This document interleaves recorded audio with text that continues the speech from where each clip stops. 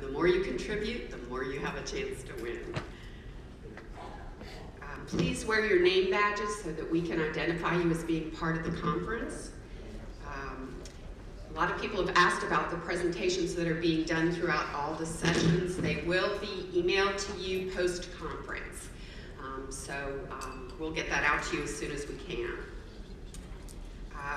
We will also be emailing the list of attendees. If there is anyone present that would not like their name on that list and we'd like to be kept confidential, please come to the front desk and let us know so that we can remove your name from that list. We will also be sending out a Survey Monkey after the conference. If you would please give us your feedback, good and bad comments are welcome, so that we can continue to improve this event. We would really appreciate your feedback. And if there are any problems or suggestions during the conference, you are welcome to talk to myself, Jean, Heather, Dennis, or Colin, all right? And that's everybody at the front desk. This is where all the meetings will be taking place. The full session will be in this room, but after lunch, we will be breaking this into concurrent sessions. If I could just right now get a show of hands of how many people will be attending just the medical part of the program, just so we know. Okay, wow, all right. That just will help us determine which side to make bigger, because we'll be splitting the room up, so. And there'll be signs outside the door notifying you which side to go to, all right? Let's see, all the breaks and receptions will be in the exhibit hall across the way. Lunch will be held outside in the boathouse. We have a very full house for lunch today, so we may need to put some of the overflow in the exhibit hall, so we'll be setting up some tables, so if you can't find a seat out there, you can find a table inside the exhibit hall. So depending if you want to be warmer or colder. The CME sheets for all the doctors attending today, there'll be a table set up next to the registration desk. Everything you need to know about that will be there at that table. Please just search out Dennis. There he is back there, who, by the way, did an amazing job getting this launched last year for us. So we're glad to have him back.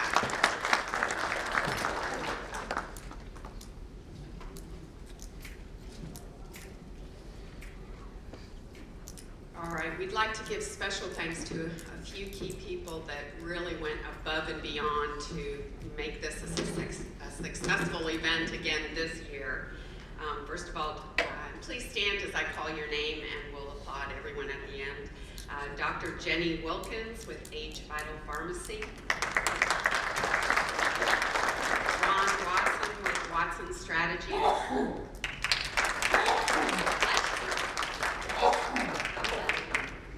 Yes. That's soft. Do I sound much better now?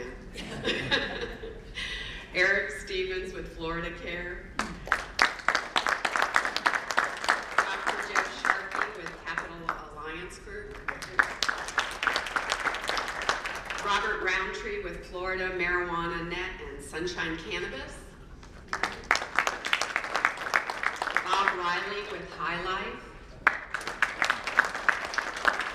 Derwin Wallace with Canna Investors Magazine. Pete Sessa with Florida Cannabis Coalition. And Todd Beckwith with Altman Enterprises.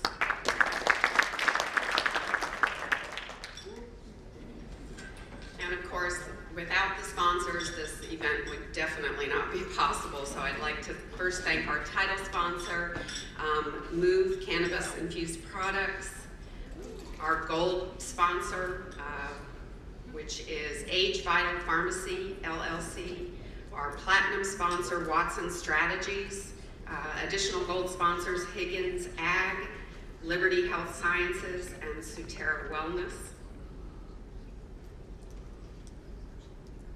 Oops. There we go. Silver sponsors, Canine Investors Magazine, Earth Sciences Tech, Florida for Care, Gabardunes Inc., High Life, Knox Medical, M3 Life Sciences, and TrueLeave.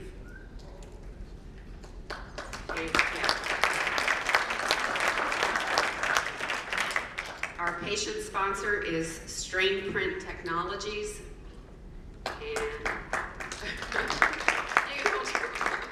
there's a lot of people to thank. And our promotional sponsors are Best Answer for Cancer Foundation, Cannabis News Florida, Canna Chronicle, Canna Moms, Florida Cannabis Coalition, Florida Cannabis Coalition, Florida Marijuana Net and Sunshine Cannabis, Ganja Beach Holistic Rehab Radio, Minorities for Medical Marijuana, Northeast Florida, Norm, and Sensi Magazine. Now you can.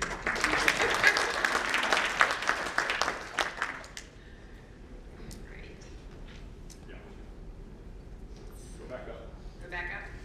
There we go. A little too far.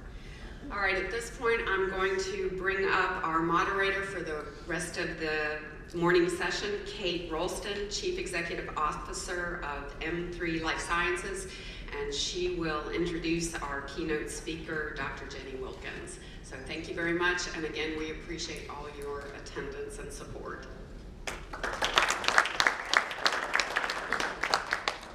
Good morning, everybody. How are we feeling?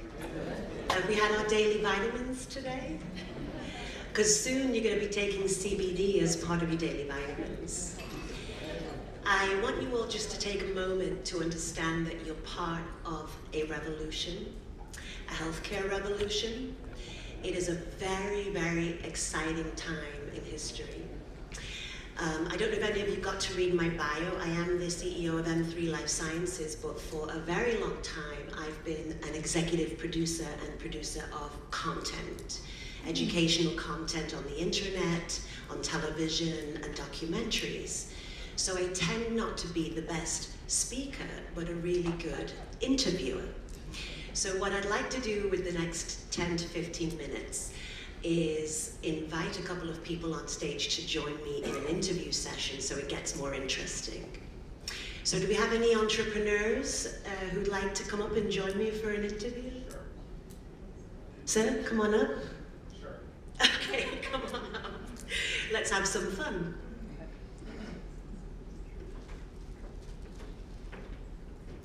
Don't be nervous.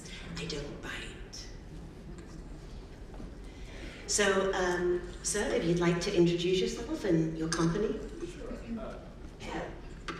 Thank you. My name is Gagan Hunter, and I'm with Earth Science Tech. We are one of the sponsors. We are a biotech company that makes CBD products based on research, and I'm the COO of the company. Thank you, Gabe. And sir? I'm Kyle Kishries. I'm the president of M3 Life Sciences. Oh, that's a coincidence. So, can you please share with us what made you decide to get into this very interesting industry?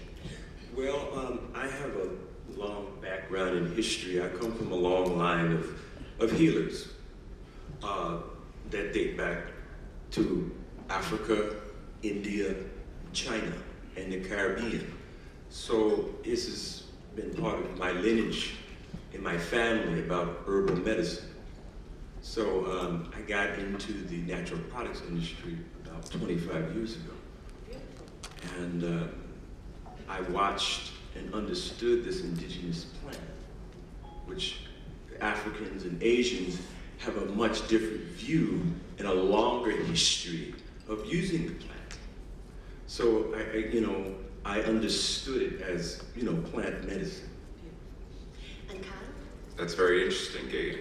I've also been in plant medicine for about 25 years. I studied sustainable agriculture in graduate school in the early 90s and wrote a paper that the only future for humanity was a hemp-based agricultural society. And then 20 years ago, I opened a health food store and started treating the gut, the human microbiome, before I even knew the name of it, for anxiety and depression. And now the last 6 years, I've worked with cannabis extracts to help patients heal from conditions that Western medicine was unable to help them with. So it's a very empowering field. This is the future of medicine, and the human endocannabinoid system is truly an amazing system that's responsible for homeostasis of our immune system, returning our bodies to balance. So what could be more powerful than using cannabis, and especially hemp? Thank you. So Gagan, tell us and share with the audience some of the most important things you've learned since entering this space. Well, cannabis is an amazing plant. It has a long, long history. And I guess as many of you are physicians, you guys are a very serious group of people. You spent at least 20 years of your life in education. So it's an interesting plant because the plant intersects so many subsections of our society, from the outlawing of it to the illegalization of the plant, the political aspect. It touches all aspects, prison industrial system. So it's a plant that just touches everything. But the one thing that I would say that it does, it's a powerful anti-inflammatory. And as you as physicians know, inflammation, which is the immune system, is related to every single disease that you treat. Thank you. It's a very important point. Do we have a question? Yes. Yes, sir. Would you like input from somebody who actually does the pain management and has quite a sort of We're going to ask a few questions about pain management, so maybe we can Sure. come back to you. Oh, and we have a health panel tomorrow. Yes. So Kyle, what are some of the most important things you've learned? That the endocannabinoid system predates humanity. It predates the separation from vertebrates and invertebrates, and in the ocean, in sea squirts, you find an endocannabinoid system. So how can it actually predate the plant by probably hundreds of millions of years? That's really amazing. There are so many different cannabinoids that work together with terpenes to provide homeostasis to the body. So it's really, and also one of the most amazing things that I found was that this stigma about cannabis has really only existed for 80 years. If you go back before that, before the Western pharmaceutical model existed, it was probably the primary medicine in the United States and Europe throughout the 1800s. Park Davis had cannabis tinctures. So we're really returning to the roots, and also the amazing thing is that society would probably not exist today without the hemp plant, because it was the first cultivar that took us from a hunter-gatherer society to an agricultural society, and it's tied so closely to the development of civilization. So I've heard a lot from patients that they can get very confused. Should I be asking for medical cannabis? Should I be asking for CBD from hemp? What's sativa? What's indica? What's a hybrid? I don't know what I want. I don't know what I should ask for. Any advice for the patients?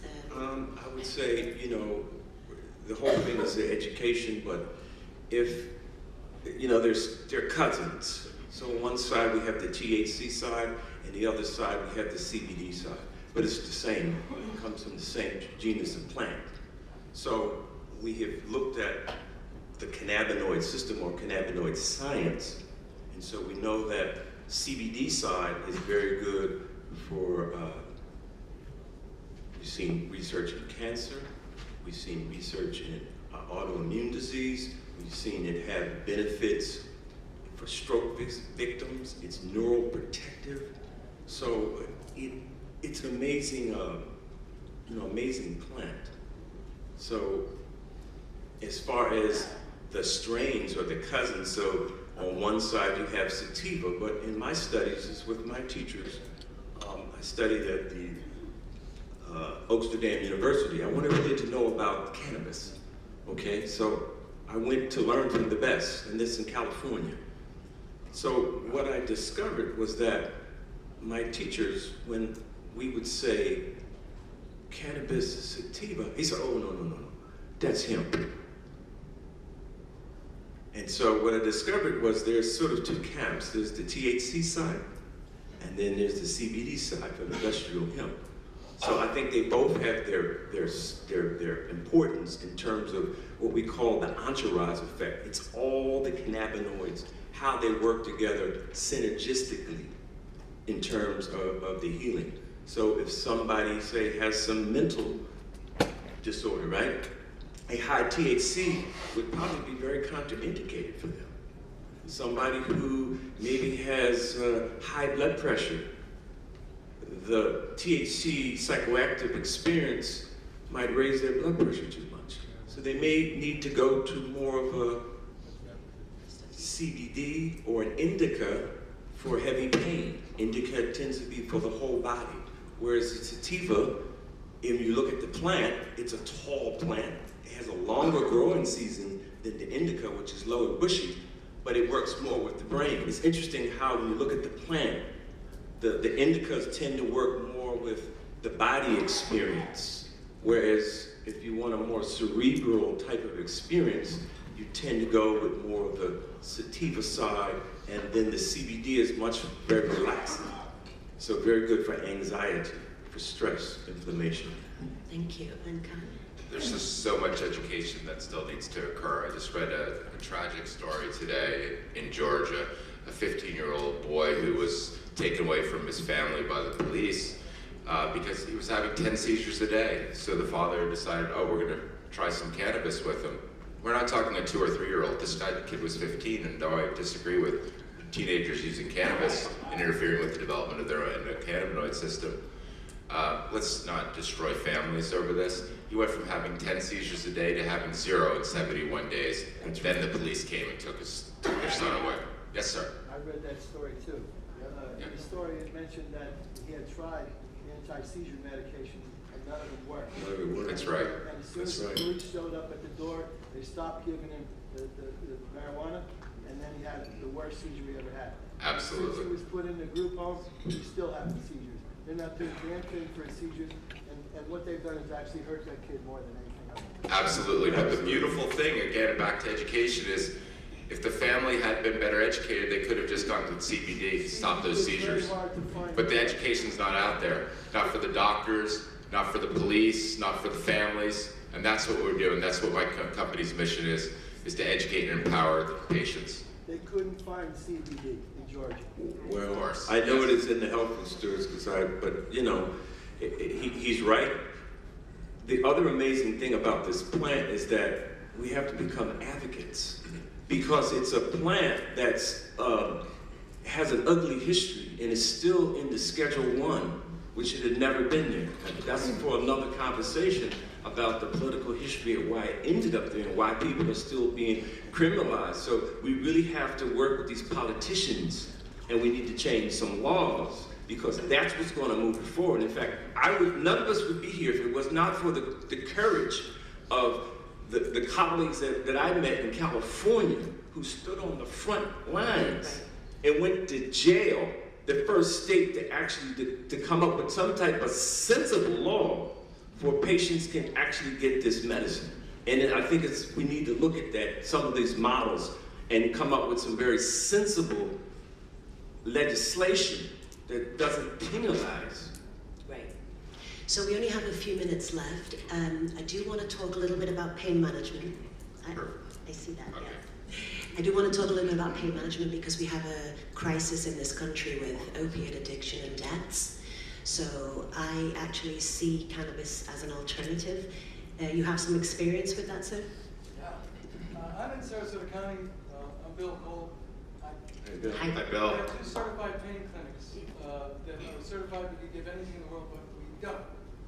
Sarasota is the most restricted county and the most restricted state in the union, if you don't know. But we give the least amount of narcotics of any pain practice in the country. Per the sheriff, I'm very proud of that. So to be clear, there's a couple things that need to be clarified. Please tell people about sativa and indica.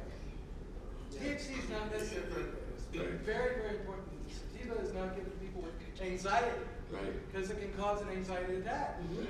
And people with indica Do not give that to people with bipolar, because if they're in the low point, they Sure. can go into a crisis and a full-blown suicidal episode. So please, please be clear about that. Just say it. If you added high CBD, CBD doesn't do that. Now, the THC is the component Component. that causes the this. CBD So, won't count. Yes. no, the THC is the THC is the THC. If they don't need it, don't give it to them. Period. If they don't need it, don't give it to them. CBD itself is amazing when you have the higher concentration. And you have the purer products, whether you believe in the full spectrum or the isolate. You can do your research and talk to the people. They're very knowledgeable. Very knowledgeable. However, it's really, really important to understand how well it works and how it changes lives. The way that you can use it the best is by using it as the first alternative, not the narcotic. When they go to get something for pain, use it first. CBD will not, they can go and get pulled over and they won't get busted. Right. They can go to work, and many people that are on the job, police, the state, they get tested. So if you get tested, it's also not going to put a red flag, Right, exactly. and they're not going to get fired. So it's so important that people understand that, and that how much it can change lives. Now, it can actually do some amazing things per the Colorado study, which you should really, really look up.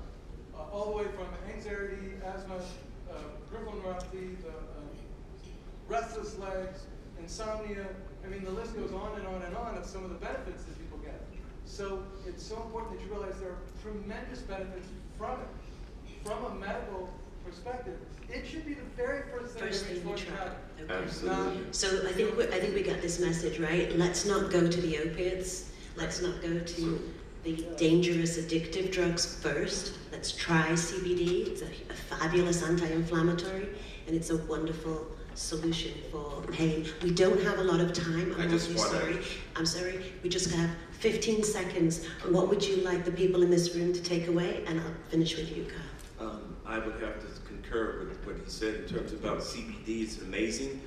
I just have personal testimony of being in a severe accident and separated shoulder, C6, C7 vertebrae damage, and I did not take any opioids. I took, my first thing was CBD, along with some curcumin, some boswellium, prolytic enzymes, and that's what I used to heal me for the 7 to 8 months it took for recovery. Thank you. And I just want to talk about THC for a moment, because there are many, there's THCV, there's THC, there's THCA. Now, they all work on CB1 receptors, which is your central nervous system. Now, if you've got Parkinson's, Alzheimer's, Lou Gehrig's, so many of those illnesses, the future is going to be with THCV, it's going to be with other THC derivatives. That's going to be the most powerful medicine. And we're also finding that they're removing plaques from the brain. So THCV is very effective at that. So that's one of the rare cannabinoids. It's found in strains like Durban poison from South Africa. Great. And I just want to say the other thing I'd like us all to remember is there's a lot of stigma still around the plant, around the industry, and we need to elevate the image of medical cannabis. And the only way we can do that is by working together and being a community of advocates for the plant and being responsible and teaching that responsibility to others. So again, I want to thank you all for being here and for being part of this incredible health revolution. So,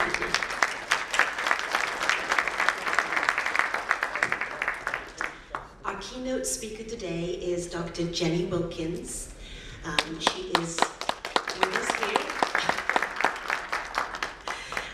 She is a naturopathic doctor, CRA, and CEO and proprietor of Age Vital Pharmacies right here in Sarasota, Florida.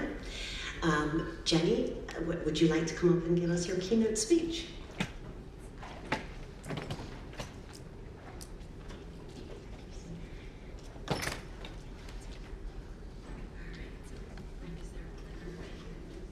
Hi everybody, how are you? Dr. Jenny here.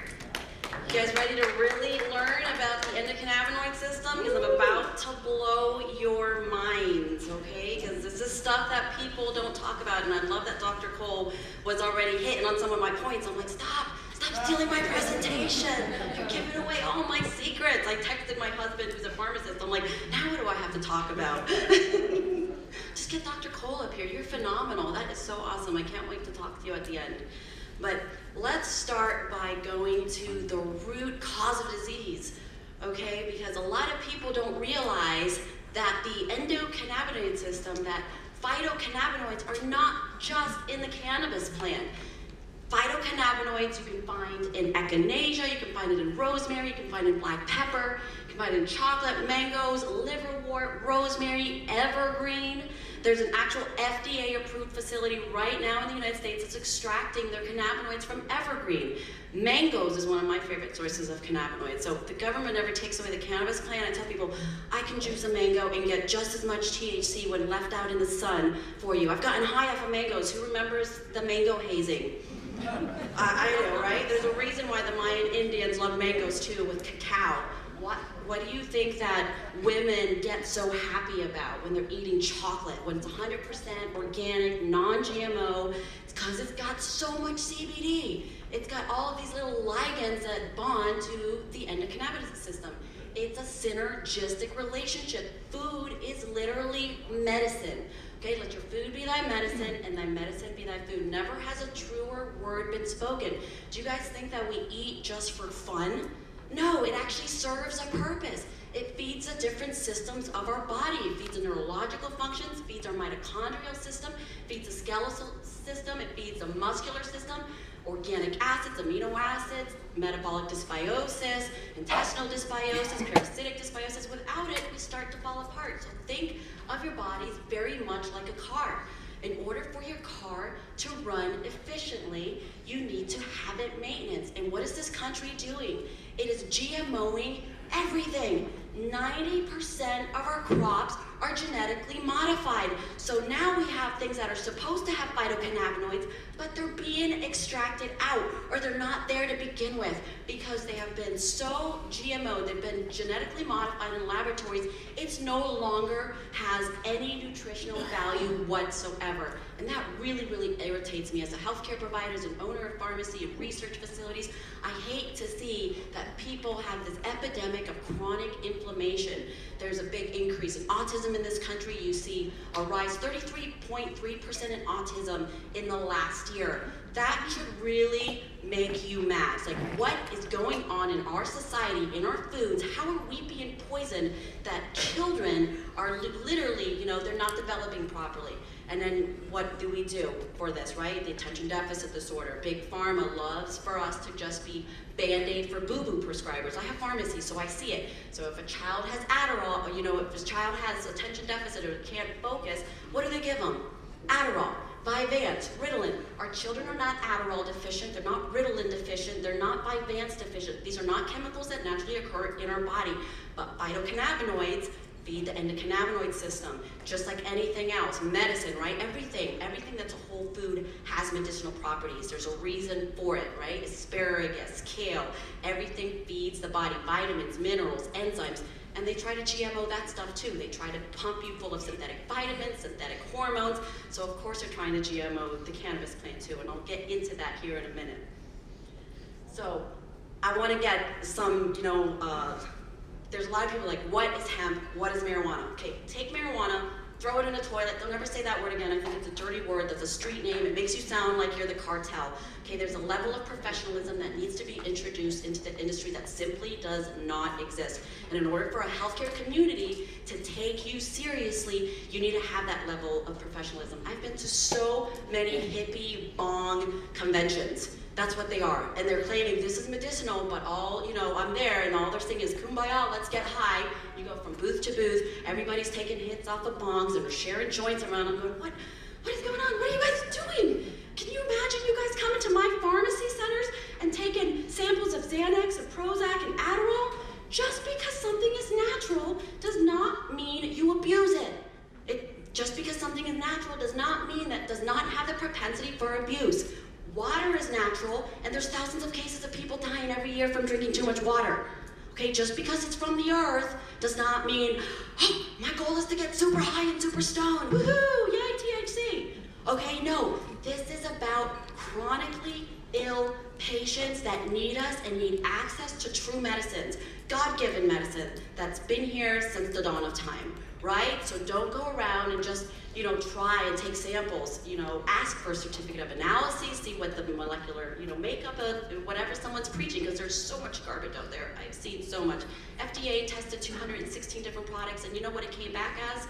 Watered down, filled with cyanide, formaldehyde, ethanol, because a lot of the industry, I would say about 99.9% of the industry, is not regulated. There's no white lab codes to support what a lot of these people are saying. They're not doing the clinical trials, they're just parroting off of what other people are saying. So as healthcare professionals, I find that insulting. It's like, I would want to go to a pharmacist to find out, okay, what's gonna work for me? Don't just tell me, pick the plant that you want, it talks to you, and it's really good, it's been clinically proven. Well, tell me how it's been clinically proven. How does it work in your system? How am I gonna get better? How am I gonna get off of these toxic medications that, my family practitioner given me? How am I gonna get my Prozac, my Adderall, my Trazodone, my Valium, my opiates? How am I gonna get off of my Viagra, okay? Because we're not Viagra deficient either. But hemp versus marijuana, it's the exact same plant. It's the same seed, you put it in the ground, you grow it the same. Indica, sativa, okay? This is what the government wants to confuse you with. They think you guys are stupid. It's the exact same plant. The indica is a short, bushy, premature cannabis plant. There's no such thing as hemp, there's no such thing as marijuana. It's a cannabis plant. So the height of the plant is how you differentiate how much THC content's gonna be in it. You leave it short and bushy, it's an indica strain. So you can remember indica in the bed because it makes you go to sleep. Now I have news for you. 96% of the population is not looking to get high. I'm not looking to get high. And I'm the first to tell you that I'm 37 years old and I have MS and I should be in a wheelchair. You know why I'm not in a wheelchair? Because I practice functional medicine. I put in my body what God intended to be in my body. And I had doctors prescribing me every single medicine under the sun. My husband could give you testimonies of him rushing me to the ER at 23, 24 years old. Massive debilitating headaches, days where I couldn't even lift my legs. I have some colleagues here that I haven't seen in a while. Nurse Nan over there. She remembers how sick I used to get. My migraines, just throwing up. And then they would give me another Band-Aid for another boo-boo, just masking problems, not get to the root cause. And I got sicker and sicker and sicker. And one day I was like, what am I doing? My gosh, by the time I'm 26, I'm gonna be in a wheelchair. This is terrible. So everything came to a pause and I was like, oh my goodness. And I remember one of my first biochemical classes going through the sugar pathways, and I'm that annoying student in the classroom saying, hey, Professor Tomango, where's high fructose corn syrup in that chemical pathway? He's like, wait, there's no such thing. I was like, well, what do you mean? All I see is 3 sugars on there, fructose, glucose, and sucrose. It's like, well, those are the only sugars in our body. Wait, where's aspartame? Well, that's not a real sugar either. Well, what? What am I drinking in my Gatorade? It says high fructose corn syrup and aspartame in here. It's like, could that be causing my autoimmune disorders, Dr. Tomango? He's like, absolutely, Jenny. He's like, let's talk after class. He's like, because you just hit a bullet point. He's like, but I usually don't like to talk about it unless someone likes to mention it. That really aggravated me. I'm like, how many other people like me have been going through this and having autoimmune disorders induced because of a medication they took early on, okay? But going back to the hemp versus marijuana, same plant. The sativa is a big, tall, bushy, mature cannabis plant. That's my favorite because I want an upper, not a downer. The THC is great for people that have insomnia, you take right before bed, but it's not something you want to give to people during the day because it's mind altering. And like I said, it has the propensity for abuse, and like recreational, that's great. But with people that are going through chemotherapy, through radiation, the indica strain is their preferred, or their chronic pain. I will usually recommend more than 3 milligrams of THC in their supplement. Now, let's talk about cannabis biochemistry. It's just like any other organic acid in the body. It converts very much just like other vitamins and minerals do in the body. For example, you're going to pull tryptophan out of your food, correct? That tryptophan converts into 5-HTP, that 5-HTP into serotonin, the serotonin into 5-HIA, then the GABA-amine, then the melatonin. So you're having this chemical reaction that's occurring within the gut to eventually go to the brain. So the endocannabinoid system, cannabis is the exact same way. And all of this happens molecularly because of acid synthesis. It happens because of degradation with the light in the air, decarboxylation, which is a loss of CO2 from heat and air, and it's metabolized through different consumption. So everybody is biochemically unique. Sometimes what works for somebody else is not necessarily going to work for the other person. This is why it's so important, especially for dispensaries, to have a pharmacist or a nurse practitioner or a PA or an RN, someone that understands medical, metabolism, contraindications, and is able to ask those questions to the patients to know what their specific metabolism is. I always recommend doctors to actually do neurotransmitter testing, to actually check for genetic predispositions of any type of psychosis. Dr. Cole, kind of hit on that a little bit. Yes, THC, Yale University did a study in 2013 that said 9% of the population is genetically predisposed to become addicted to THC. It is not the powerhouse cannabinoid. Only 4% of the population actually needs the THC. 96% of the population needs the non-psychoactive cannabinoids, which is the CBD. And I figured that's the powerhouse cannabinoid for me because it bonds to all of the receptor sites in the body, doesn't just bond to the CB1, doesn't just bond to the CB2, it acts very much like a ligand. Essential fatty acids, believe it or not, omega 369 is a form of cannabinoid. We're discovering that when you have the entire environment in the gut, it converts to endogenous CBD in your stomach. So that's why the essential fatty acids, omega 369, are so anti-inflammatory, because it is a form of endogenous CBD in our body. Isn't that really cool? That's super cool. So I threw this in here because I want people to understand, right? THC and CBD, that's how it should be done. If anybody is taking any form of THC, it should always be coupled with cannabidiol, because that's what countermodulates the negative effects of the tetrahydrocannabinol. If you have THC only, it's going to be like having a traffic system of all green lights. And what's going to happen if your light is all green all the time? You're going to have lots of different accidents, and you can short circuit. So the last thing you want to do is give somebody with neuropsychiatric disorders something that's going to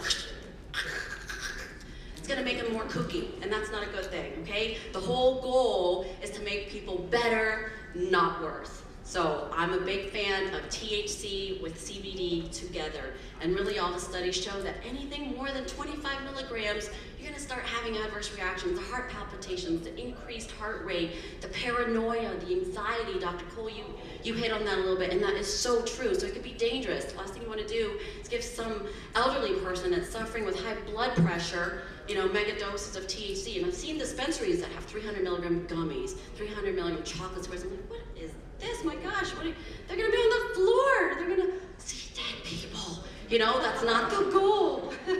Yes, sir. Sorry, is that 25 milligrams per day? Yeah, 25 milligrams per day. Yeah, anything more than that is toxic. And that's for people that are going through chemotherapy, through radiation, they're in hospice, and you're wanting to alleviate, their pain, but not have them, completely leave the planet. Like opiates just gives you no quality of life whatsoever. They're not there. If you've ever seen someone on so much opiates, they're just like zombies. It's the Walking Dead. We live in the zombie nation right now. I have another hand over there. So if you're treating cancer, don't you need a higher dose of THC? And isn't it possible to divert the psychotropic effects if you don't burn off the acid molecule, perhaps with juicing? Yeah, there's different forms where the THC actually doesn't cause the psychoactive properties, suppositories. So through the rectal mucosa, believe it or not, you don't get high, don't have any of that. That's a preferred delivery mechanism for a lot of our urologists. So even for pelvic floor pain, for anal fissures, for hemorrhoids, very good suppositories, rectal suppositories, because it doesn't convert into that toxic neuropsychiatric, paranoia. And a lot of people, like I said, they don't want to get high. They just want a better quality of life. They want to be pain-free. And they want to be able to enjoy themselves and live, not just exist. Okay, so there are over 400 molecules in the cannabis plant. 113 of those molecules are identified cannabinoids. So the most potent that you guys, hear of is the THC. So when ingested orally, intoxications, takes effect with 30 minutes. 59% of the smoked THC is absorbed, and then 3% of the THC when orally ingested. Smoked THC effects last for 3 to 4 hours, longer if it's ingested orally. In the 1960s, there is a difference because people are hybriding, making all of these clones. They want higher THC, higher THC, higher THC. I think I saw a 87% strain. I was looking at a COA. I'm like, what is the point of you guys? God knew what he was doing. Why are you altering this plant? It already has that full entourage effect. Just let that cannabis plant be and let it grow the way it's supposed to grow. So one joint today is equivalent to 3 to 5 joints in the 1960s. So that should show you how much more potent a joint is today than it was in the 1960s. The cannabis concentrations and ordinary cannabis plants if you're a recreational smoker, but let me tell you, smoking is not medicinal. That's not medical. There's no way of knowing exactly what's in that plant. You can be getting an antifungal strain, you can be getting an anti-seizure strain. You have no idea what the molecular makeup of is that plant. If smoking was medicine, we'd be smoking kale and asparagus and, oranges. It's like, no. That's why we have the whole study of pharmacology. We want to know exactly what's inside, so when someone comes in and has specific issues, we know the percentage points that we want to give them. That's why your pharmacists are so important, and doctors need to know what the half-bypass metabolism is and what medications that they're taking. But on average, a normal cannabis plant that, is about 10 feet to 15 feet tall will have about 3% THC. Once it gets up to about 20, I've seen 25-foot tall cannabis plants when it's a full-grown hemp plant. Now you know that there's not a difference, right? You'll see less than 0.3% THC. And the sinsemilla, these are clone hybrid plants, has an average of 7.5% THC. I've seen it as high as 24% THC. Like I'm saying, that's astronomically high. So these are plants that have been genetically modified to produce more THC, because everyone thinks that it's all about getting high. No, it's all about the patients and getting rid of disease. So, and we have hashish, and I put pictures on here because I want people to know what things look like. So that's when it's like clumpy, and a lot of people would like to melt that down and put it in, specific little types of pipes. Has 2% to 8% THC, and I've seen it up to 20% when they're really, overbreeding. And then you have the hash oil. That's when you're taking that hash clump. The hashish clump has 15% to 15%. See, now I just want to show you how ridiculous this is. Now it's becoming something where it's like, how stoned do you want to get? That's not the goal here. And then this is all cannabis pharmacology. By the way, this is a 2-part session. Tomorrow I speak at 9 too, so the next part of this presentation I'll be doing tomorrow morning. A joint contains between 0.5 and 1 grams of plant matter, so the THC content is 0.5 to 15%, depending on the breed. So cannabis is fat soluble, meaning it stores in our fat cells. The more you take, the less you need, right? Think of the cannabis, the endocannabinoid system, as kind of like having the oil changed in your car. You don't need to overflow that oil tank, right? What's gonna happen if you do? Everything starts to spew out. We don't want that to happen, right? So you can start high and then you titrate low. I usually tell people if they're suffering from chronic pain, start with the cannabidiol first. I usually start them at an 80 milligram and then I have them titrate up 50% if that 80 milligram does not reach their threshold, and then another 50% if they haven't reached their threshold. I've seen people, I think my own mother-in-law was at about 280 milligrams a day after she had back surgery. No opiates, just CBD. And I had knee surgery 4 weeks ago. What did I take? A broad spectrum CBD oil. So over 230 different molecules, less than 0.3% THC. Didn't have to do anything. I just took the CBD oil, completely took away my pain, reduced the inflammation. My knee was that big, now it's a normal size. So alertness and the ability to concentrate may be affected for hours and days because it's stored in the fat. Someone can have like a delayed reaction where the body is releasing that small amounts of endogenous anandamide, is the endogenous THC in our system, found in our brain. And guess what? CBD converts into anandamide. Who here knew that? Oh, you guys are so smart. My goodness. But CBD converts into anandamide. How do you think that happens? Because different organic acids, different enzymes, different prebiotics, immunobiotics, probiotics are present to allow this chemical reaction to occur. So if people are massively deficient in probiotics or gut, right? Everybody has gut issues because 88% of our population is obese. So that right there shows you that we have a massive issue with the gut because obesity is linked to probiotic deficiency. So nobody is even converting their natural cannabinoids neurologically because they don't have probiotics in their system. The Human Genome Project and the endocannabinoid system, very underutilized. And we can go into depth with that. Come to, I think I'm in booth 107. So if you have any more questions, I have lots of pharmacists there to talk to you guys. At Johns Hopkins University in 1990, this is when we discovered anandamide, which is the bliss hormone, that's the endogenous THC.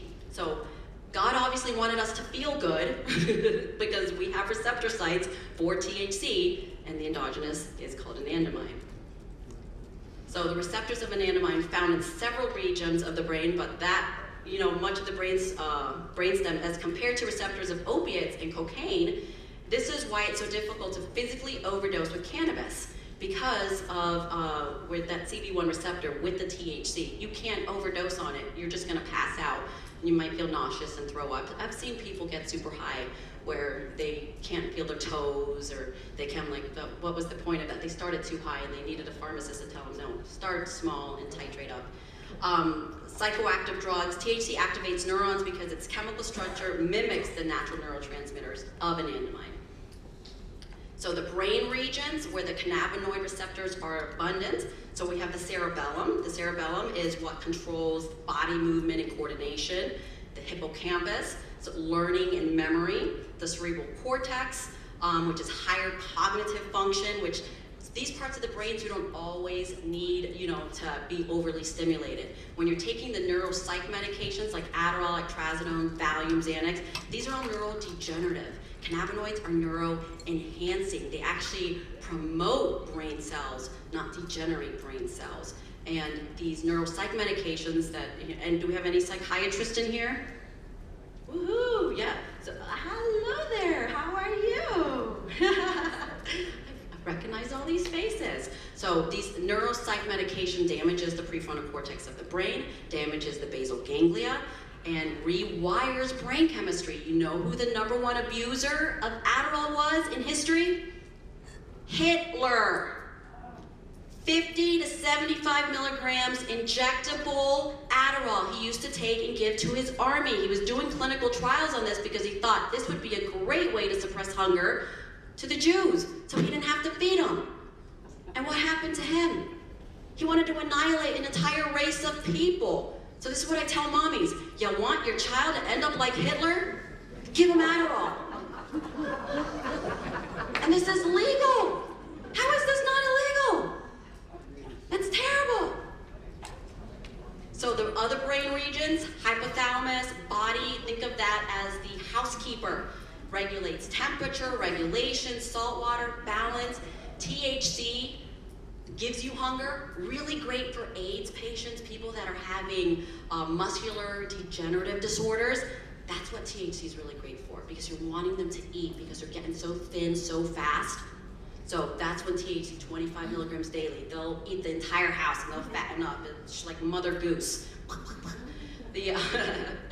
And then you have the emotional response areas for fear. So THC will act on that too. So you really don't want people to be too fearful and anxious. I knew a pastor's wife here locally that overdid it on the THC. She went to one of the dispensaries and she thought her husband was cheating on her. She goes, I swear he's cheating. I'm like, no, he's not cheating on you, honey. I promise you he's not. He's not that kind of guy. She goes, nope, I'm gonna follow him. I'm gonna go see where he's going. She goes, oh my goodness. And you're laughing, you know what I'm talking about. And then you have the spinal cord, peripheral sensation, pain, CBD and THC both act on that. So somebody that's having central nervous system issues or having neuropathic pain, cannabidiol and THC, combination of both of those. So diabetic peripheral neuropathy. We make a topical cream of CBD with folate, 5-MTHF, which is the most bioavailable form of folate. When you're combining the cannabinoids with other, organic acids, amino acids, vitamins, minerals, it becomes a powerhouse because the cannabinoids act like those chemical spark plugs in the system. So if you're not having those spark plugs and those neural synapses fire, you're not making connection from point A to point B. So you want that chemical conversion to happen. I'm convinced that a lot of our anemia, the macrocytic anemia, microcytic anemia that's going on right now, and this 5-MTHFR genetic mutation that's happening, is because of a hypoendocannabinoidism, a chronic hypoendocannabinoidism in our community, meaning their endocannabinoid system is not being fed. So the central gray, that's for the analgesic effects. So THC helps with that, but CBD does too. And then when you put CBD with essential fatty acids, it'll convert into, ta-da, who was paying attention? Anandamide, good job, woohoo! If I had money, I would throw it at you. All right, so many countries, and I always tell people, because I speak internationally, why isn't America #1 in this field? Because the Israelis are laughing at us, the Germans are laughing at us, they're thinking the Americans just want to get high. While they're doing all these clinical trials and they have all of this data, it's like, why are they ahead of us? We should be #1. We're the #1 for everything. So let's bring that, what was that? It's because of Schedule 1. Yeah, well, the DEA just actually released saying that hemp officially, they're not going to be, yes, this was in, I posted it on one of my social media blogs, you can look me up. Just last week, I sent you the article, yes I did. So saying, don't worry about CBD, as long as it's from industrial hemp, it is no longer considered illegal. So that was really great news. July 21st will be that congressional meeting where we're going to find out if they're going to be rescheduling THC, which we want. We want them to reschedule THC into a controlled substance #2.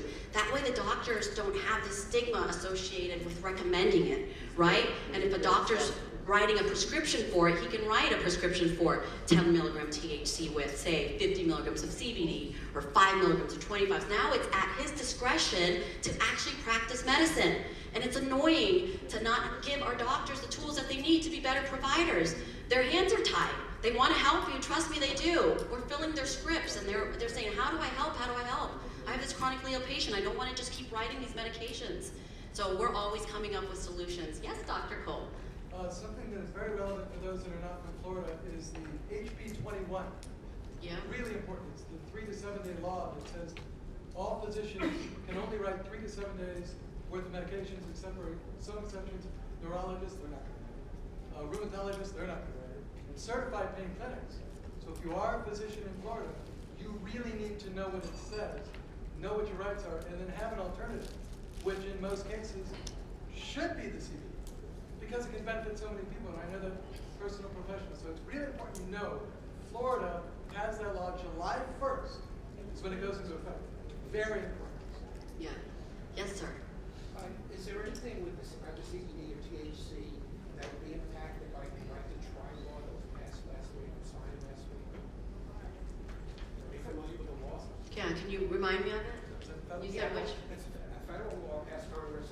Trump signed it, I think, last week. It basically permits patients who are dying to bypass the FDA and get drugs. Oh, yes, I saw that, yep. It has to pass the phase 1 trial.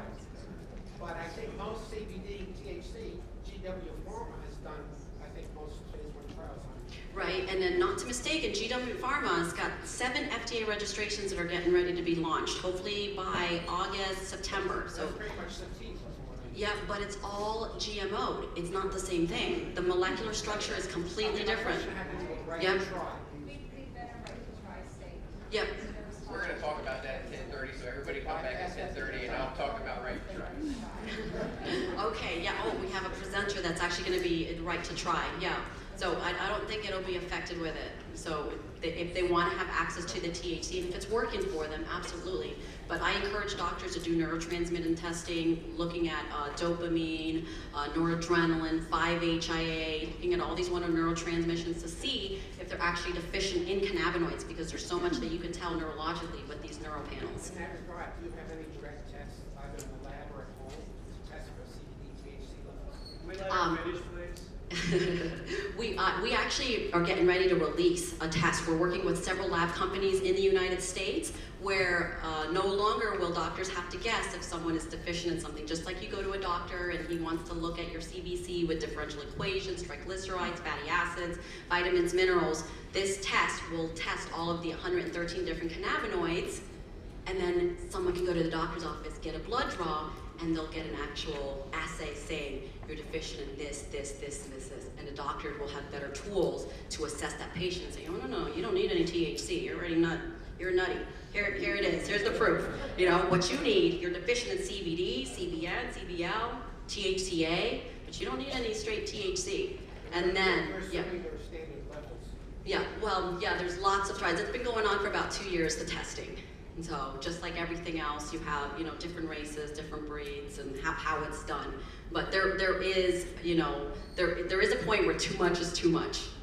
But these are the companies conducting research on cannabis right now, and I wanted to point them out because almost to discourage people, like, don't find them as a threat. I don't, because I'm a compounding specialty, you know, pharmacy owner. We're making customized everything. GW Pharma, their drug, the one that they're releasing first is the Epidiolex. I don't know where they come up with the names, but it's for Dravet syndrome, epilepsy, Lennox-Garet syndrome, but it's a GMO cannabinoid. It's going back to the big pharma way. Remember, big pharma only makes money when they genetically modify naturally occurring chemicals. They cannot get a patent on something that's naturally occurring. That would be like getting a patent on water. God already created it. For example, right, they couldn't get a patent on folate, so what do? They create folic acid. It's a poison. It's not in our body, it's not something you would test for. You don't test for folic acid deficiency, you test for folate deficiencies. Or another example is cyanocobalamin. There's no such thing as cyanide cobalamin B12 in our bodies. What you have is hydroxycobalamin or methylcobalamin, or paradoxal 5-phosphate with the paradoxin hydrochloride, genetic, you know, modified B6. So they want to GMO everything because that's where their patents come from. So they want to have supplements that are one molecular structure different. They do it with their hormones all the time. Women are on, you know, synthetic hormones like the levothyroxine, the Synthroid, the Cytomel. It's like, okay, there's no such thing. It's genetically modified in petri dish as opposed to giving physiologic thyroid or horse hormone, Premarin. You know, that's so it's not any different. So when you're talking the excitement of big pharma, it's like they're doing it wrong. So I think one company's doing it right. It's Axiom Pharmaceuticals. Cara Therapeutics is another company. Their drug is called, I didn't put the name on there, I don't remember, but it's for severe pain, but another GMO'd cannabinoids. They're GMOing CBG, CBN, the antifungal strains, anti-seizure strains, and then Biotica Pharmaceuticals, autism, Alzheimer's disease, cognitive support, but another company that's GMOing the cannabinoids, Zyberna Pharmaceuticals. Their clinical studies are on osteoarthritis, adult epilepsy, Fragile X syndrome. So more clinical trials need to be conducted with the actual chemicals as opposed to a GMO version of it, because you're going to have a longer list of side effects and benefits, just like everything else. So Axiom Biotechnologies, actually did some work with them, and I know this company very well. They're actually doing some really good clinical trials. You don't hear much about them, but I really, really respect that company. I think they're doing the cannabinoid research. It's a good group of PhDs and pharmacists. Love, love, love them. Corpus Pharmaceutical Holdings, more synthetic cannabinoid treatments for chronic inflammation. And it'll give the whole entire industry a bad name. Once these side effects come on, they'll be like, well, see, it's bad for you. We told you. When 3 years down the road after they release it, and then you'll see, you know, people frolicking in the meadow, taking their drugs, and then side effects will include yada, yada, yada, yada, yada, yada, yada, plus death, you know? All right, and see, how am I doing on time? Am I good on time still? So I'm gonna continue. I'm gonna start, you know, the rest of the presentation that I'm doing tomorrow, because I have over 100 different slides. So we're gonna go into pharmacokinetics. So what we just went through was called pharmacology. So here's the cannabis CBD receptor interactions. So you have the endogenous ligands, like the essential fatty acids. You have the agonist, the antagonist, and the partial agonist. So everything binds together. Think of it like a lock and key mechanism. It's a synergistic relationship. Phytocannabinoids feed the endocannabinoid system, and you have certain drill sergeants in your biochemical makeup that tell other cannabinoids what to do. Just like you need B6 present for amino acids to do what they're supposed to do. So the same thing with cannabinoids. You need certain essential fatty acids and probiotics to tell those cannabinoids what to do and how to open certain pathways. CBD doesn't have to have a lock. It's got a master lock. It can open every single receptor site. So it just automatically knows what needs help. It goes in there and just starts cleaning up the mess that somebody does. And how do we degenerate our endocannabinoid system? Alcohol, smoking, drug medication use, environmental toxins, fluoride in our water has been linked to, calcifying the pineal gland, which in religious, point of view is called a third eye. But you can see a calcified pineal gland. I know neurologists that do these types of studies, and I'm like, no wonder everybody is depressed and obese. And most people that I talk to, and I'm doing neurological panels on behalf of a provider, they're not dreaming. Can you imagine not dreaming? My goodness, everything I do is from a dream. So how can you have, a society of people that don't dream? It's a really bad form of slavery. I call it toxic psychiatry. It's mental warfare, chemical warfare. So we need to educate and empower the community to stop taking all the supplement, put in your body what God intended to be in your body. Yes, sir. I was going to stop you earlier because you were on a roll, so I figured since you had some time. I brought up yesterday that it's important to know not just what you give and how much. Would you speak up, please? Yeah, I mentioned yesterday, excuse me, not a problem for me. I mentioned yesterday that it's not just important to measure the dose, but what you're giving, like with the sativa, the indica that Dr. Cole mentioned. But I also mentioned, Christy, was about with my doctor, you said 25 milligrams would be the maximum THC you would offer a day. I've been on it since November. I'm on Xanax and Subutex. I've been on opiates for 20 years since I got back to my rad. And my doctor, when I went to him, started me out with the 10 milligrams a day of THC 3 times a day.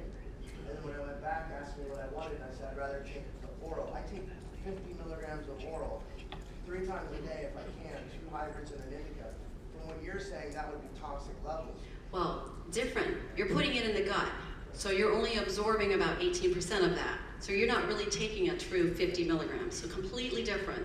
25 milligrams into the tongue, you're absorbing 88% of that. It's going straight to the brainstem. I know that. Yep.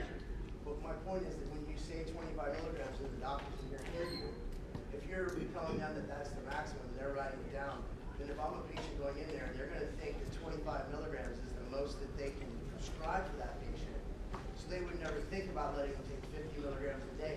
So I think it's important for these doctors to realize, to hear from you that because you say 25 milligrams a day, that doesn't mean that's as much as they should prescribe a day, but that's as much THC as the body should get from what they prescribe a day, because that's a very important distinction. Absolutely. And everyone's biochemically unique. So if you have somebody that's on a medication that's counter-altering the effects of it, this is why clinical testing is so important. This is why neurotransmission is so important.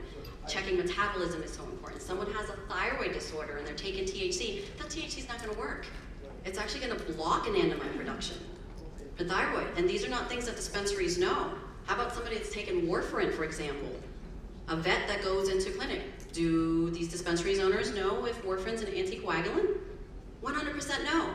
So someone can go into the dispensary, get 50 milligrams of THC, 2 weeks later they bleed out because they were on warfarin, they died. It's dangerous. This is real medicine. It shouldn't just be played around by, hippie potheads thinking that they're geneticists because they've been growing cannabis in their garage since they were 13. It's insulting. And I've met people like that. I'm a geneticist. Where'd you go to school? Well, I'm not that kind of geneticist. I've just been growing this for 20 years.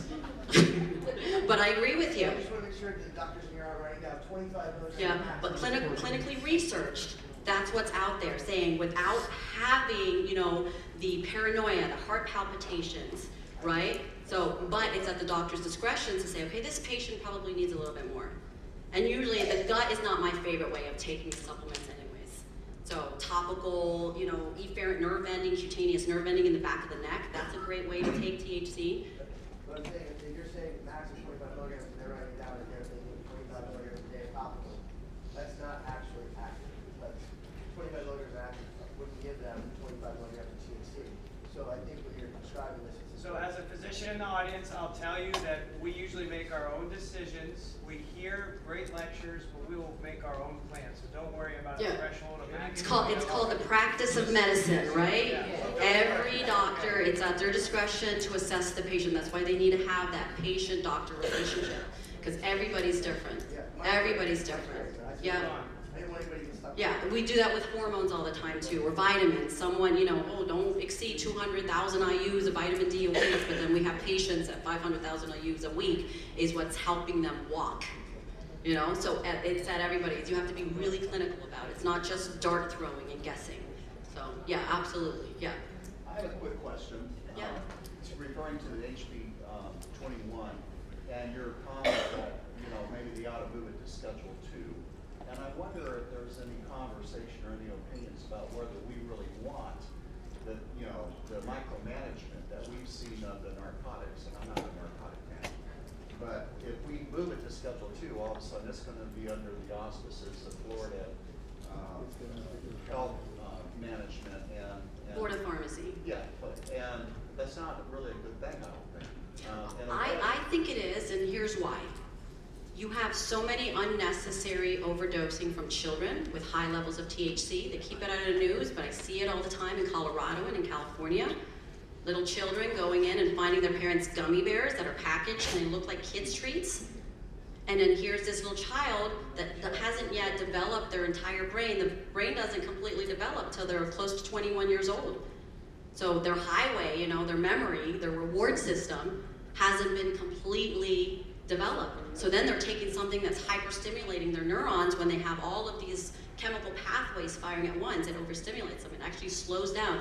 All of the research shows that it actually reduces their IQ by 8 points. Well, I mean, So we want to be regulated, but I think vitamins should be regulated too. I don't think Centrum Silver should be selling vitamins over the counter, synthetic vitamins. People OD on vitamins all the time, arginine. Just because it's natural doesn't mean they can't abuse it. So it just gives a healthcare professional the ability to control, you know, to be able to say, do you actually need this? Or are you that 9% of the population that all of a sudden has become dependent in it, right? And the doctors want to look out for you. It would give them the tools to be able to prescribe it to their patients as opposed to, I'm recommending it for you, you know, and then they have to send you somewhere else and there's no way for them to really keep track of what you're doing. So, turn into a prescription, not a recommendation. yeah, recommendation is what they, If I may, this is Dr. Tohat. To be clear, the HB 21 specifically addresses narcotics, and those are the ones that are going to be restricted heavily. That's HB 21. Look that up. That's really important. The second part is clarification is so important in the law so people know where they stand. Most people think that CBD is still illegal, and it's not. So many politicians still think it's legal. Many cops or other personnel, or parents or teachers, they also. So the clarification is important for the CBD portion, but the THC has significant side effects for many people and is and should be somehow overseen and regulated so that there are not adverse events. The amount of CBD overdoses, I mean, I don't know if it hasn't happened. So the clean profile of the CBD, everybody needs to know about that because they can benefit right away. If you want to work on regulation later for the THC, but separating them is tremendously important so that you can get the benefit now of the CBD and then work on the patients that need the THC so that it's still safe, and that's most important. You know, do no harm. I was awake during that class, so that's really important. yeah, and CBD should be rescheduled as a dietary supplement. 100%, and I'm always going to lobby for that. I was like, this should be in our water, this should be in a vitamin supplement. It should be a dietary supplement. You were saying that up here. It 100% should. It acts like an essential fatty acid in the body. It's nourishing your cells, has antioxidant propensity. So this is why it's getting rid of cancer, because it's actually going to the cell and feeding the cell, getting rid of oxidative stress, free radicals within the body. And cancer is all about free radical damage, fermentation. You can see it in the blood. You could actually get a microscope, prick your finger and see. Get a patient, I urge you, get a microscope, doctors, and then do a finger prick, do a live blood cell, microscopy. You can see fermentation in blood. Every cancer patient has fermentation in blood. Overgrowth of fungus. And the mitochondria. And the cell membranes of the mitochondria. It has CBD. It's got its own endocannabinoid system. The mitochondria. Do you guys know what the mitochondria is? It's a little cell battery. We have millions and millions of it, but we're killing it off with everything else in our food that's GMO. There's nothing feeding the mitochondria. What actually feeds it is citrus, vitamin C, cannabinoids. So you're telling me that you can recharge me by feeding me something that's going to make me energetic and alive and vibrant, and my skin's going to clear up and my wrinkles are going to disappear? I make it into a topical cream for wrinkles and for hyperpigmentation, for melasma, rosacea, eczema. There's so much clinical benefits for it, for CBD. Is there any more questions? Hi, Robert Giorgio, Veterans for Cannabis. This one has a lot of the same parallel type message as the ketogenic diet. I don't want to get into some crazy offshoot on, fat diets and stuff like that. The ketogenic diet does reduce inflammation and stuff like that. It battles cancer by reducing glucose in your body. Blah, blah, blah, blah, blah. All of this sounds very similar to CBD effects and keto effects. Is there any research or you've done any correlation or Yeah, essential fatty acids are ligands. This is endogenous CBD. So I like keto and CBD at the same time. I feel Perfect. amazing, but I don't know why. Yeah, because your fatty acids are feeding your endocannabinoid system. I'm supposed to do one and the next one, but I just do them all in. And I don't know why, but I feel amazing. I love the keto diet. You got it right here. Yeah. So how do they benefit each other? I mean, do they work in tandem, parallel? Are they canceling each other out? Oh no, it's just enhancing it. Come to my booth.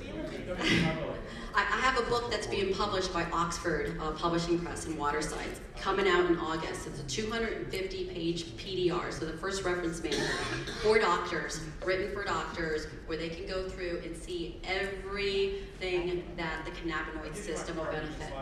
Yeah, you can go and look, you can flip through the book at my booth, but I have sections in there on essential fatty acids and how they're endogenous ligands, and they act just like CBD in the system because it's actually nourishing the cells, but it's CBD. And then when you have the specific enzymatic reaction occur, it can convert it to andamide or CBD and the cannabinoids and stuff like that are fat soluble, and yeah. the keto thing also reduces fat, so you're accessing it quicker and more regularly. Yeah, absolutely. And CBD helps you to lose weight. So it's really healthy for you. THC makes you gain weight, CBD helps you to lose weight. I love it. Woman's best friend. You combine CBD with vitamin D, woo, that's a great one. Take that first thing in the morning and you're like, whoa, happy belly. And then you're not craving all the sweets. Love it. And I don't want to ruin my presentation for tomorrow because you can see I worked really hard on creating, well, actually my marketing director, if she's in here, she worked really hard at creating this for me. I told her what to design. I drew it out and it looked like a little stick figure, She made it come to life.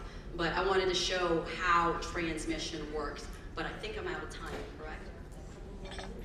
Yeah, I want to answer some more questions. And tomorrow at 9 I'll be speaking. I'll be going through pharmacokinetics and neurosynaptic nerve regulation. Yeah, you didn't discuss this, but I've spoken with a doctor in California who has 20 years experience in this. He tells his patients to stay, not eat 2 hours either side, taking maybe CBD, THC. He tells you not to eat it? Well, In other words, he wants you on an empty stomach, which may be one of the reasons the keto diet mixes so well with this.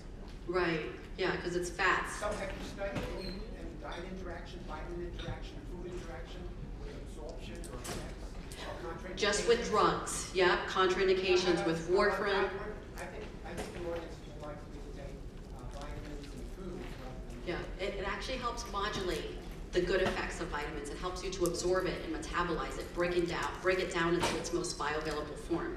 I touched on it a little bit, like for example, CBD helping B12 convert into methylcobalamin, or CBD assisting and aiding folate to convert into the 5-MTHF, the methyl tetrahydrofolate. You don't have the genetic defect. Yeah, the genetic defect, but it all has to do with enzymes and probiotics in the gut too. So there's lots of studies being done with biotica companies. Yeah, I always eat it with my food because it acts like a fatty acid. It's very much like CoQ10. Doesn't reduce the absorption? No, it doesn't reduce the absorption. Unless you're doing something with echinacea. So echinacea will null and void a lot of different foods. You know, like certain herbal supplements will affect it for sure. Yeah, so herbs, I would be cautious with herbs. Rosemary, echinacea, that interferes with metabolism of cannabinoids. Thyroid, I always tell people to separate it. It'll interfere with the, metabolism of cannabinoids. Yes, sir. Hi, Dr. Mike, sorry for my name badge. Jenny's husband. So I talk to this all day long, every day. She's fantastic. I just wanted to, that question is so huge. Come by the booth, we can talk about it all day if you want. There are liver enzymes are involved. We have several other bottling processes that are involved. You're talking about not just one point of absorption, but many. And so I see my wife struggling, trying to decide what to talk about in the next 15 seconds for a conversation that's several hours long. But we can talk about that. Yeah, there's benefits from taking it in tandem. There's benefits from taking it without it. And you just have to discover or identify which benefits you want. Yes, ma'am. I work a lot with cancer patients and health cares, and one of the questions that we get is, for example, we have patients that go into juice and regular getting radiation, and they'll stay with the antioxidants because they're trying to give you rats. So you're kind of defeating the purpose. And also with Exactly. chemotherapies, obviously, you're competing for certain pathways. And so I guess the question is, when do you introduce a CBD product that you really want to give your patients, recommend, without interfering with the treatments that they're getting? We get lots of referrals from oncologists, even John Hopkins from the Mayo Clinic. They'll drive down and we put them on cannabinoid therapy, cannabidiol, so broad spectrum CBD, and they do it in conjunction. But we have several products, antioxidant, we do glutathione with CBD. Glutathione is a powerful antioxidant as well, and CBD just helps modulate that positive effects to feed the mitochondria. But I know a lot of the oncologists don't like the vitamin C, so we'll even do IV drips with it, but I don't agree with it, where it's like, oh my gosh, make the body stronger to fight off, the disease. And I don't know if I had a little girl named Lily. Is she in here? A little. Yeah, oh, there's her dad. And they chemoed and radiated his daughter. Can I tell your story? Go ahead. Okay, because I'm gonna get emotional because she's like my daughter now, and we treated her, and she's 100%. Her blood, you can't find the leukemia in there. 4 years old now. She when she came to our facility, she looked like a little rag doll, and they induced gray matter in her brain by giving that spinal chemo in her back. She was having seizures, epilepsy, screaming, acting like an autistic child. I get super emotional. I have 4 kids. So it just made me angry that that's what they went to first. They almost killed her. And we had to fight really hard for this family to make sure that the daughter didn't get taken away because they said no more chemo, no more radiation. We got amazing neurologists involved, Dr. Ronald Ongdin. We wrote letters, we got attorneys, and advocated for this child. Because what did they give her, like a couple of months to live? 3 weeks. 3 weeks. She's alive now. 6 weeks, 7 weeks, not even. My staff is here, Ricky, Denise, Olivia. They can all give you the testimony of this gorgeous little girl. Her hair is grown back in, and her blood is healthier, and the doctors are like, what did you guys do? This girl is so beautiful. Her hair is she's just so lovely. Everybody needs access like that. We shouldn't live in a country where the government wants to take away your child because you say no to chemo and radiation. It should be the parents' right to say no to poison. We treated her with broad-spectrum cannabinoids, 200 milligrams twice a day of the oil, broad spectrums, over 230 different chemical compounds, glutathione, vitamin D injections. That's it. Hey, Probiotics. Is there anybody from Big Pharma in here? Get him! I know you might be tempted to hide. Get them, Mike.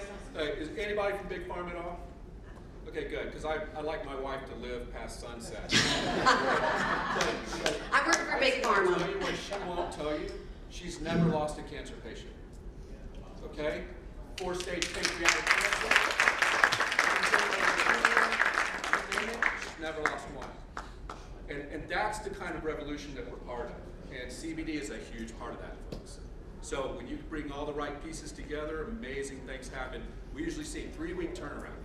In 3 weeks, the patient starts to show significant improvement. Okay, so I kind of want to hang that bait out there so you know this is serious stuff. Yeah. And we're pharmacy owners. We should be selling drugs. But we tell people, get off of this crap. Get off. This is killing you. The reality of the medical economics of it is insane. I worked at the VA. I love working with vets. And I worked at NYU. And I saw the bill of one and I saw the bill of the other. And I'm like, wait a minute. This is 10-20% of what the NYU from the VA. We're paying this out of our pocket, and it's coming from the same pocket. That's insane. We take 10 times the amount of medications of anybody in the world, and 10 times the price. And none of the big pharmas, the regular big pharmas, none of them are here. They're all overseas. We send our money by the boatload to all the other places, and we get no benefit, no jobs, no income, no revenue, no taxes, nothing.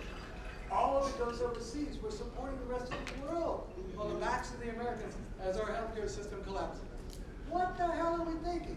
It's so important that you realize this is phenomenal. This is the future of medicine. The future of medicine is get your body to heal your body. Your body's amazing in its healing power. The pure PRP, stem cell therapy, is another whole lecture and venue. So this is the future of medicine. Realize that, accept that, embrace it, and get on with doing good medicine instead of killing people with the toxins. Isn't it easy? Yeah. Gene, don't kill me. Yeah, You're no, going to I'm drag not me gonna off the kill you. stage. Not at all. I think we could do a whole conference with Dr. Jenny up on the stage. Wonderful. I'm going to ask that we go ahead and take a break now because